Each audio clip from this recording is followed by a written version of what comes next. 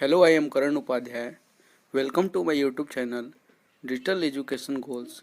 Digital education goals में आप सभी का बहुत बहुत स्वागत है। In the previous video we have seen about the environment and ecology. Now today in this video we will learn about function of an ecosystems. Now let us start the discussion. The function of an ecosystem is broad. Function of an ecosystem is broad, vast and dynamic systems. Function ecosystems का जो functions है काफ़ी broad है, vast है और dynamic systems में। It can be study three head, इसको three head में पढ़ा जा सकता है, जैसे energy flow, nutrient cycling and ecological succession और ecosystems development. Energy is a basic force for all metabolic activities. As we already know that energy is a basic force for all the metabolic activities. Flow of energy from producer to top consumer is called energy flow. Energy का flow होना producer से top consumer में, उस flow को energy flow कहते हैं, जो कि अनडायरेक्शनल होता है। Trophic level interaction. What is trophic level interaction? Trophic means what? Trophic का हिंदी में हम लोग पोषक बोलते हैं। ऑर्गेनिज्म का पोषण डिफरेंट लेवल्स में जो होता है उसी को हम लोग ट्रॉपिक लेवल इंट्रैक्शन बोलते हैं। Trophic level interaction deals how the member of an ecosystems are connected based on nutritional needs.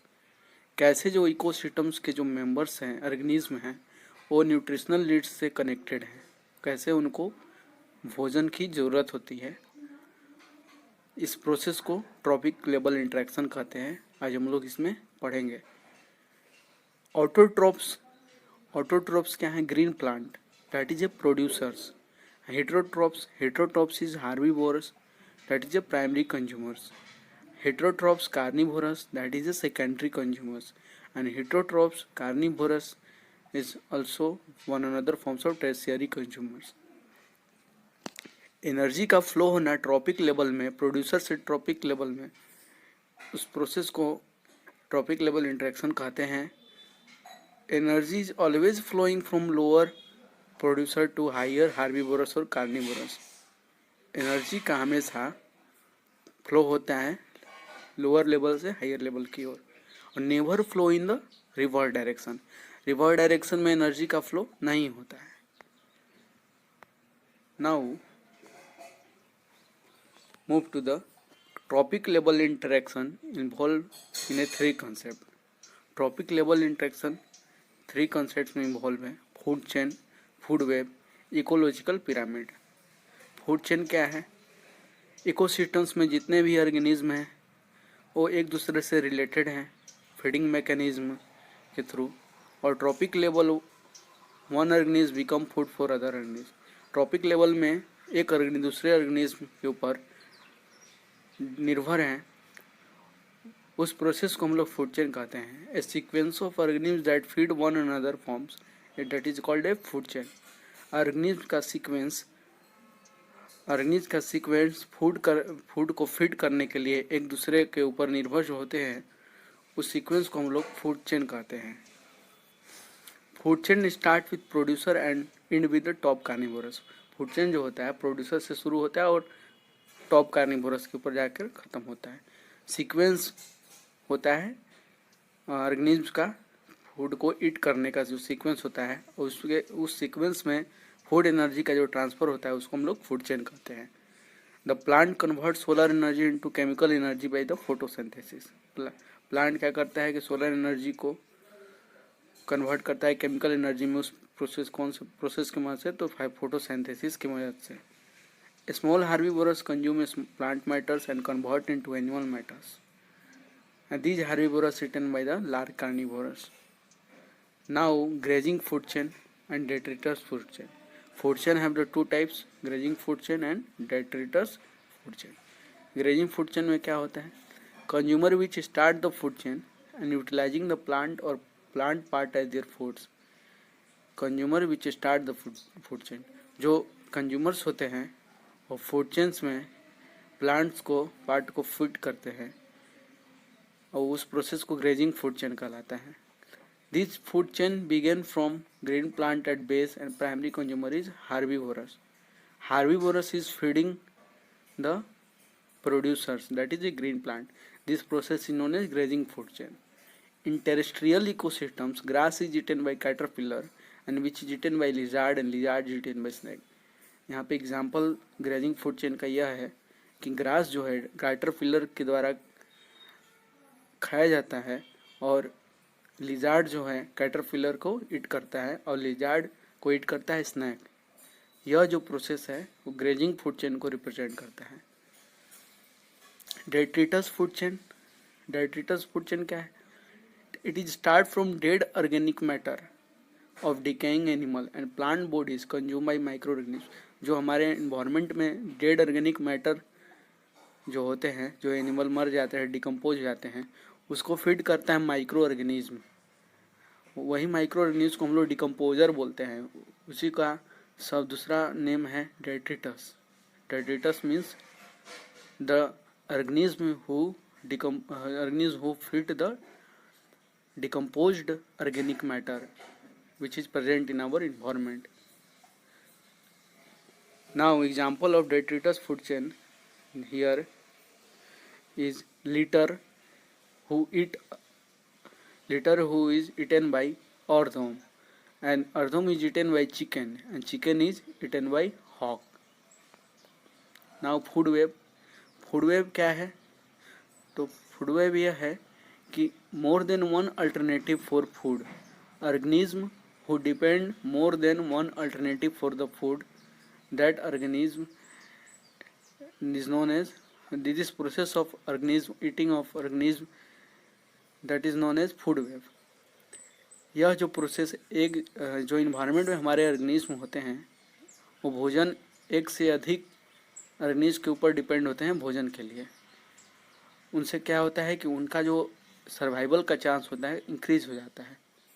जैसे कि ग्रास में सर्व फूड फॉर रैबिट, यहाँ डायग्राम में आप देख रहे होंगे कि रैबिट ग्रास को फीड करता है और रैबिट को फीड करता है जैकाल, जैकाल को फीड करता है गोट, और goat is feeding green plant and rabbit is also feeding green plant and jackal is feeding a rabbit and jackal is also feeding the goat. So here jackal is feeding more than one alternative foods. So here is a more chance to survive of this organism. I hope you all clear. Ecological pyramid. Ecological pyramids क्या है?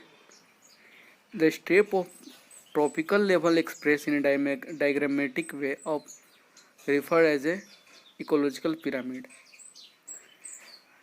Trophic level को express किया गया है diagrammatic वे में, उसको हम लोग ट्रॉपिकल पिरामिड कहते हैं। जैसे कि सबसे बेस में ग्रास है जो कि प्राइमरी प्रोड्यूसर है, that is second base will move, that is primary herbivorous, and when you move next higher trophic level then you will see the secondary consumers, and at last you will see there is a top consumers, that is a eagle. So here is a sequentially arrangement from primary producer level through herbivorous, carnivorous onwards. That is, this process is known as ecological pyramid. Ecological pyramid को 3 category में define किया गया है: pyramid of number, pyramid of biomass, pyramids of energy. Now we will see the pyramids of number. Pyramids of number deals with the number of primary producer, consumer of different level. The pyramid of number में क्या होता है कि visual is decrease from lower level to higher trophic level. जैसे हम lower level से higher trophic level में जाएंगे तो पिरामिड्स ऑफ नंबर में जो ऑर्गेनिज्म हैं वो डिक्रीज करेंगे। जैसे कि ग्रासलैंड जो है वो आपको बेस में ज़्यादा है मिलेगा, एबुडेंट मिलेगा, और नेक्स्ट हायर ट्रॉपिक लेवल में मूव करने पे वो हार्बिवोरस जो होते हैं प्राइमरी कंज्यूमर, वो उनका जो वो कम मिलेंगे, वहाँ पे ज़्यादा मिल हायर ट्रॉपिक लेवल में हार्बिवोरस कम देखने को मिलेंगे as compare to the primary producer. So the number of rat are less than grasshoppers because they feed on the grasshoppers. And next higher trophic level is secondary carnivorous, that is example we will see the snake they feed on rat. So next higher trophic level is top carnivorous, that is a hawk.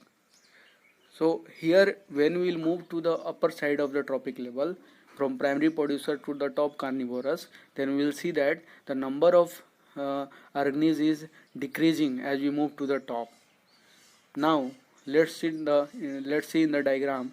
Here it is given the producer is the number of organisms that is a primary producer is more, and we will move to the other top carnivorous, then we will see that number of organisms is decreasing.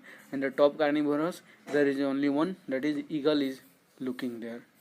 So what we will see in the pyramids of number, we will see there that when we move upward direction in the pyramid, there is a decreasing of the organism from the primary producer to the top carnivorous. Now pyramids of number is inverted.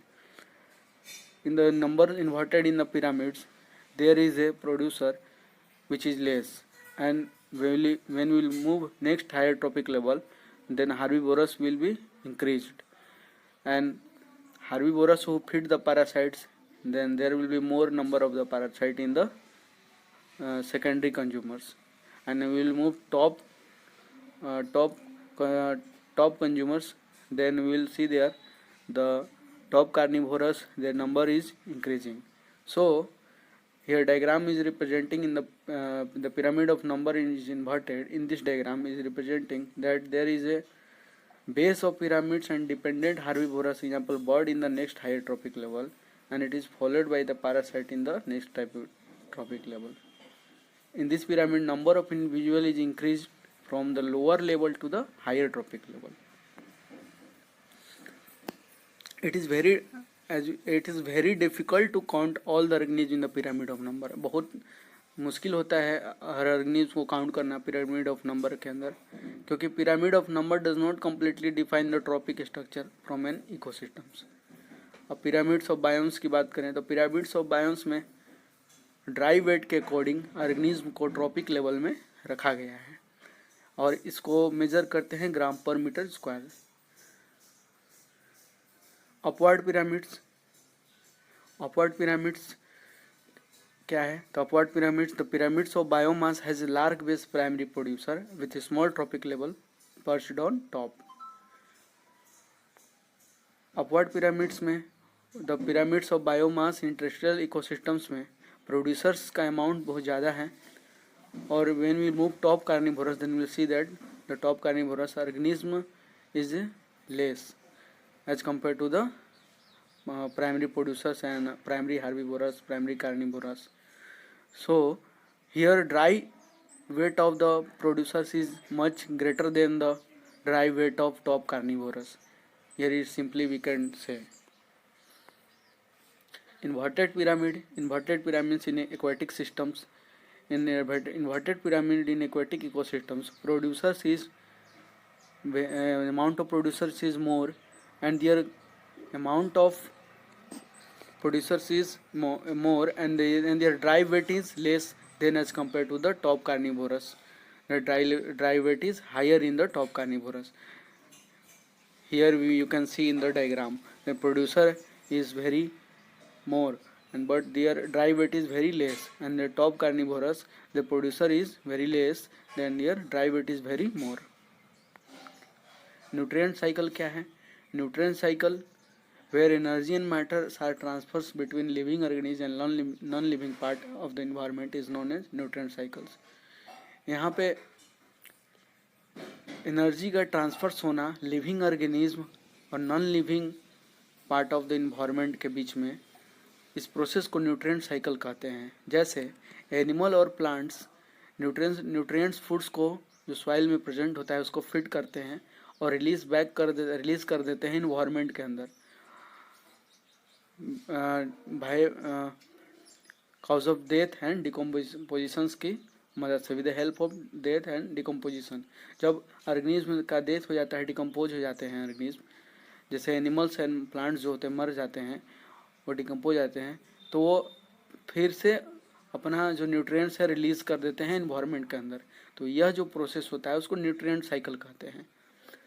Movement of nutrient from the environment into plants and animals again back to the environment is essential for our life, and it is vital functions of the ecology of any region. Organism को sustainable manner में रखने के लिए nutrient cycle का balancing and stable होना बहुत ज़रूरी होता है. Among the most important nutrient cycles are carbon nutrient cycles and nitrogen nutrient cycle. काफ़ी दो important most nutrient cycles हैं. Now you can see in the diagram the cow is eating the grass, and when the cow will death then decompose, then it released back to the environment and it mixed to the environment. So here is the process representing the nutrient cycle. Now we will see some importance of nutrient cycle. It is necessary for the transformation of nutrients from one form to another so that different species can use them. Nitrogen from the air can be used by the plant. It must be fixed and turning it into ammonium and nitrate. The transfers of nutrient from one place to another for their use, such as from air to soil or water.